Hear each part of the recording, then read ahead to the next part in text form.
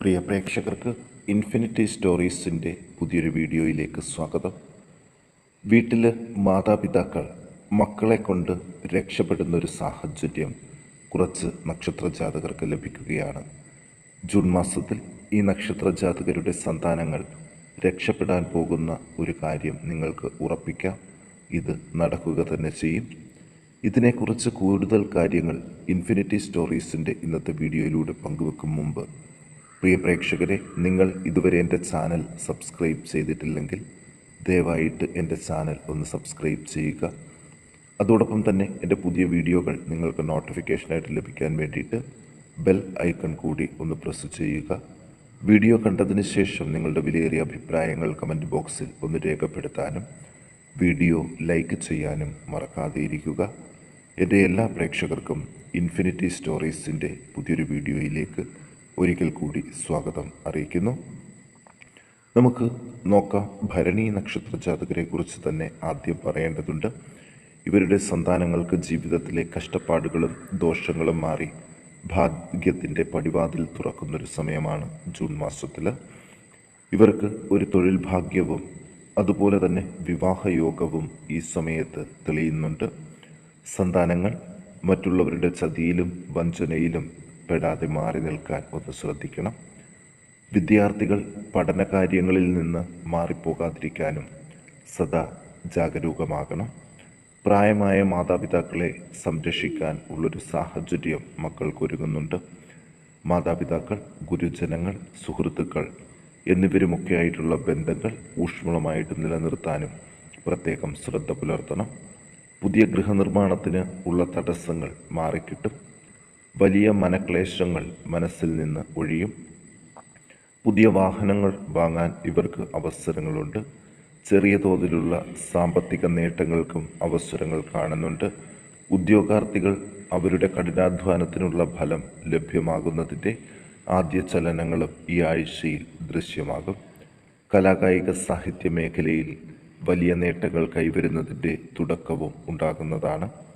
ശാസ്ത്രമേഖലയിൽ ഉള്ള ഈ നക്ഷത്ര ജാതകർക്ക് ചില അംഗീകാരങ്ങൾ തേടിയെത്താനുള്ളൊരു ഭാഗ്യം കൂടി കാണുന്നുണ്ട്. ഇവർ ദോഷപരിഹാരങ്ങൾക്ക് വ്യാഴാഴ്ച തോറും വ്രതം അനുഷ്ഠിക്കുക. ഭാഗവതം, നാരായണീയം, വിഷ്ണു സഹസ്രനാമം ഇവയിൽ ഏതെങ്കിലും ഒന്നെങ്കിലും നിത്യേന പാരായണം ചെയ്യാൻ ശ്രദ്ധിക്കണം. ഇനി രോഹിണി നക്ഷത്രത്തിൽ പിറന്നവരെക്കുറിച്ചും അവരുടെ സന്താനങ്ങൾക്ക് ലഭിക്കുന്ന സൗഭാഗ്യങ്ങളെക്കുറിച്ചും ഒന്ന് നോക്കാം. രോഹിണി നക്ഷത്രത്തിൽ പിറന്നവർക്ക് ആരോഗ്യസ്ഥിതി വീണ്ടെടുക്കാൻ ഉള്ളൊരു സാഹചര്യം കാണുന്നുണ്ട്. ലോട്ടറി ഭാഗ്യത്തിലൂടെ ചില സാമ്പത്തിക നേട്ടങ്ങളും ഇവർക്ക് ലഭിക്കും. രോഹിണി നക്ഷത്രത്തിൽ പിറന്നവരുടെ സന്താനങ്ങൾക്ക് നല്ലൊരു കുടുംബബന്ധം ലഭിക്കാനും വിദേശത്ത് പോകാനും ഉള്ളൊരു ഭാഗ്യം ഈ സമയത്ത് കാണുന്നുണ്ട്. ഇവർക്ക് ചില രോഗങ്ങൾ അലട്ടുമെങ്കിലും അതിൻ്റെ യഥാർത്ഥ പ്രശ്നങ്ങൾ മനസ്സിലാക്കി ചികിത്സ ലഭിക്കുന്നതാണ്. രോഹിണി നക്ഷത്രത്തിൽ പിറന്നവർ വിദേശത്ത് തൊഴിൽ ചെയ്യുന്നവർക്ക് നാട്ടിലേക്ക് തിരിച്ചു വരാനും നാട്ടിൽ സ്വന്തമായ ഒരു ബിസിനസ് തുടങ്ങുവാനും ഉള്ള സാഹചര്യങ്ങൾ കാണുന്നു. വൈവാഹിക ബന്ധം, ദാമ്പത്യം എന്നിവ കെട്ടുറപ്പോടെ നിലനിർത്താൻ കൂടുതൽ ശ്രദ്ധ കാണിക്കേണ്ടതാണ്. വിവാഹം കഴിഞ്ഞ് ഇതുവരെയും സന്താനം ഉണ്ടാകാത്ത രോഹിണി നക്ഷത്രക്കാർക്ക് ഒരു സൽസന്താന യോഗം ഈ ജൂൺ മാസത്തിൽ ലഭിക്കുന്നതാണ്. വ്യവസായികൾക്കും കച്ചവടക്കാർക്കും അപ്രതീക്ഷിത സാമ്പത്തിക ലാഭങ്ങൾ ഈ സമയത്ത് വരും. പുതിയ ഗൃഹനിർമ്മാണത്തിനും ആലോചിക്കാവുന്നതാണ്. കാലങ്ങളായി കർമ്മതടസ്സം നേരിട്ടവർക്ക് തൊഴിൽ ലഭ്യത ഉണ്ടാകും. സ്ഥാനക്കയറ്റങ്ങൾക്ക് ശ്രമിക്കാവുന്നതാണ്. ഭൂമി സംബന്ധമായ ക്രയവിക്രയങ്ങൾ ഇവർക്ക് സാമ്പത്തിക നേട്ടങ്ങൾ ഉണ്ടാക്കി കൊടുക്കും. ശരീരത്തിൽ രോഗഭീതി വരുമെങ്കിലും അത് സുഖപ്പെടും. സന്ധികളിൽ വേദന സമയത്തിൻ്റെ പ്രശ്നം മാത്രമാണെന്ന് മനസ്സിലാക്കുന്നത് നല്ലതാണ്. ഇവർ ദോഷപരിഹാരങ്ങൾക്ക് വേണ്ടി ഗുരുവാരവ്രതം, ശനിയാഴ്ച വ്രതം എന്നിവ അനുഷ്ഠിച്ച് വിഷ്ണു ഭജനം, ശനീശ്വര ഭജനം എന്നിവ ചെയ്യുക. ശനിയാഴ്ചകളിൽ ഗൃഹത്തിൽ ഒരു എള്ളുതിരി കത്തിക്കുന്നതും ഇവർക്ക് നേട്ടങ്ങൾ നൽകും. ഇനി പുണർദം നക്ഷത്ര ജാതകരെക്കുറിച്ച് നോക്കാം. പുണർദം നക്ഷത്ര ജാതകത്തിൽ പിറന്നവർക്കും അവരുടെ സന്താനങ്ങൾക്കും ഒട്ടേറെ സൗഭാഗ്യങ്ങൾ ഈ ജൂൺ മാസത്തിൽ ലഭിക്കുന്നുണ്ട്. പൊതുവെ നല്ല സമയമാണ്. എല്ലാ പ്രതിസന്ധികൾക്കും അയവുകൾ പ്രതീക്ഷിക്കാം. ഇവരുടെ സന്താനങ്ങളുടെ അസുഖങ്ങൾ സുഖപ്പെടാനും വിദ്യാർത്ഥികളിൽ പഠന മികവിനും സാധ്യത കാണുന്നുണ്ട്. വിദ്യാർത്ഥികൾ ഈ സമയങ്ങളിൽ ഒരു പ്രണയബന്ധത്തിൽ ഏർപ്പെടാനും പഠനം താളം തെറ്റാനും സാധ്യതയുള്ളതുകൊണ്ട് പഠന കാര്യത്തിൽ ഒരു ശ്രദ്ധ പുലർത്തണം. വാഹനത്തിൽ നിന്നുള്ള അപകടങ്ങളിൽ നിന്നും അത്ഭുതകരമായിട്ട് രക്ഷപ്പെടും.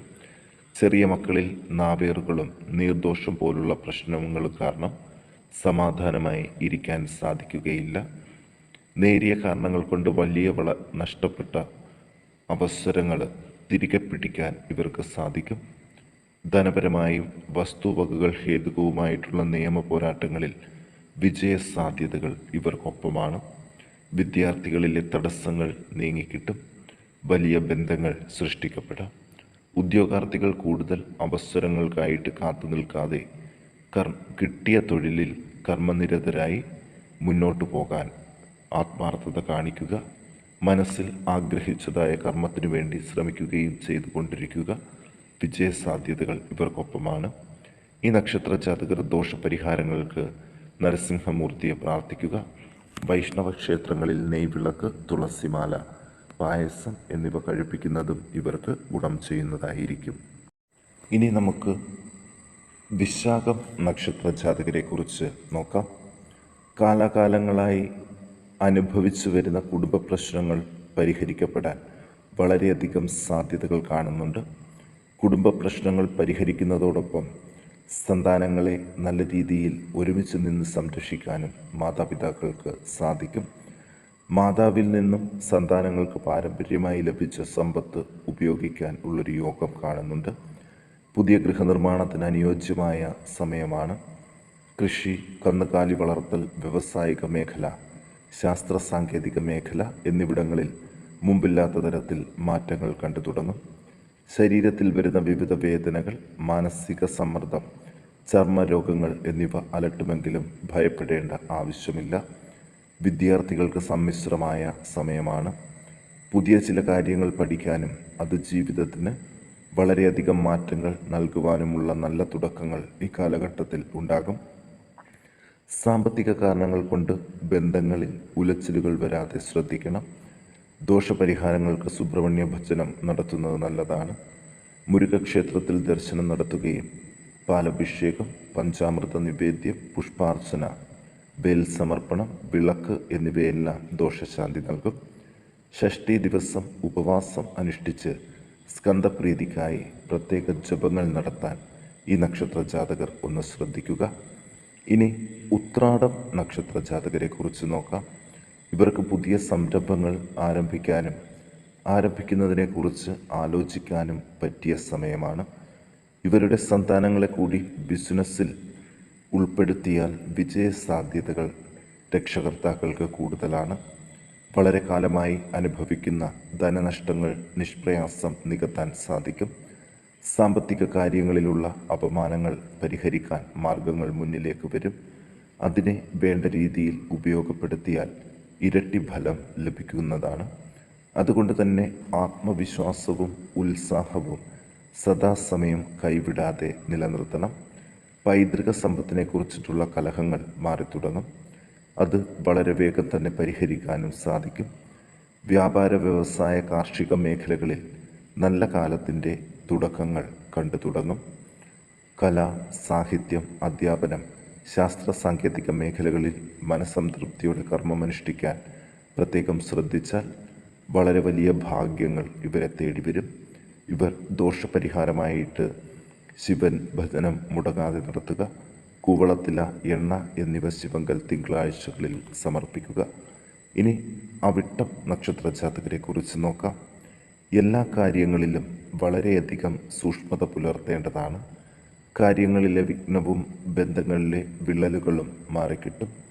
തൊഴിൽപരമായിട്ടുള്ള ബുദ്ധിമുട്ടുകൾ മാറും.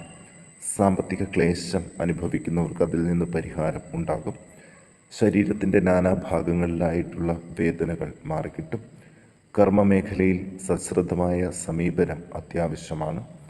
അല്ലാത്ത പക്ഷം തൊഴിൽ നഷ്ടപ്പെടാൻ സാധ്യത കാണുന്നുണ്ട്. വളരെ ശ്രദ്ധാപൂർവമായ ഇടപെടലുകൾ ബന്ധുജനങ്ങളുമായി ഉണ്ടാക്കിയെടുക്കുക. ചില വാക്കുകളിൽ വരുന്ന തെറ്റിദ്ധാരണ വലിയ അകലങ്ങൾ സൃഷ്ടിക്കും. സാമ്പത്തിക മേഖല വളരെ പരിതാപകരമാകാതിരിക്കാൻ ശ്രദ്ധിക്കണം. കയ്യിലുള്ള ധനം ഉപയോഗപ്രദമാകും. അതുകൊണ്ട് തന്നെ വളരെ ശ്രദ്ധയോടെയുള്ള ധനവിനിയോഗവും വേണ്ടതാണ്. വിദ്യാർത്ഥികൾക്ക് വേണ്ടത്ര പഠന മികവ് കാണിക്കാൻ സാധിക്കുകയില്ല. എന്നിരുന്നാലും ചില നല്ല തീരുമാനങ്ങൾ എടുക്കാനും പുതിയ ചില വിഷയങ്ങൾ പഠിക്കാനും സാധിക്കുന്നതാണ്. ദോഷപരിഹാരങ്ങൾക്ക് എല്ലാ ദിവസവും പരമാവധി പഞ്ചാക്ഷരി മന്ത്രം ജപിക്കുക.